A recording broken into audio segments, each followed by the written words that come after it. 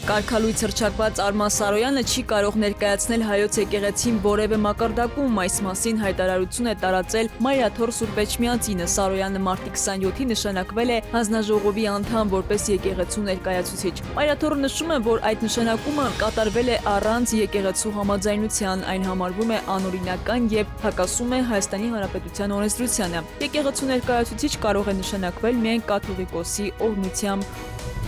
Մարտին Երևանում ծնվել է 1527 երեխա, 775 տղա եւ 752 աղջիկ։ Փետրվարի համեմատ ծնունդների թիվը նվազել է 80-ով։ Այս տվյալները փոխանցում են քաղաքապետարանի առողջապահության վարչությունից։ Հաշվետու գրանցվել է 633 մահ, պոլիկլինիկաների այցելությունները աճել են, հասնելով 236692-ի։ Շտապօգնությունում արձանագրվել է 162 վթար, ուժել է 150 մարդ, մեկը մահացել։ Ընդհանուր կատարվել է 23797 կանչ, նախորդ տարվա համեմատ 5000-ով պակաս։ Ստացվել է 48751 զանգ, ինչը հունվարից 445-ով ավելի է։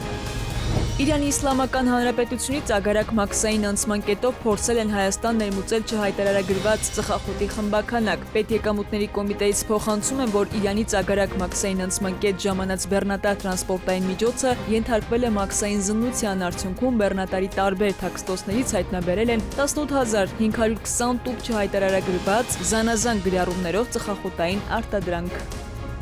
Ողբերգական դեպք է տեղի ունեցել Երևանում Վաղարշյան Քոչար փողոցների խաչմերուկում։ Ժամը 09:50-ի սահմաններում մահազանգ է ստացվել, որ նշված վայրում դի կա։ Դեպքի վայր է ժամանել ոստիկանության Արաբկիրի բաժնի օպերատիվ խումբը։ Հայտնաբերվել է 36-ամյա տղամարդու մարմինը։ Նա Արագածոտնի մարզի բնակիչ էր, դեպքի մասին տեղեկացվել է քննչական կոմիտեին, նախաձեռնվել է քրեական վարույթ։ Նշանակվել է դատաբժշկական փորձաքննություն, նախնական եզրակացությամբ դիակի վրա բռնության հետքեր չեն հայտնաբերվել։ Միջնադարյան Հայաստանի նշանավոր հուշարձաններից Լոռի Բերդում իրականացվում են վերականգնման աշխատանքներ։ Ամրոցի երկար պարիսպները հիմնականում վերականգնվել են արտաքին կողմից, 5 քարերը պահպանվել են, իսկ վնասված հատվածները լցվել են նորերով։ Նպատակը հուշարձանի պատմական տեսքն ու ինքնատիպության պահպանելն է։ 2022 թվականի պեղումների արդյունքում բացվել են նոր շերտեր, հայտնաբերվել է նաև եզակի գաղտնուղի, որը ծառայել է պաշտպանական նպատակների։ Աշխատանքները կշարունակվեն ևս 2 տարի, ամբողջացնելու Կյուրիկյանների մայրաքաղաքի պատմական կերպարը։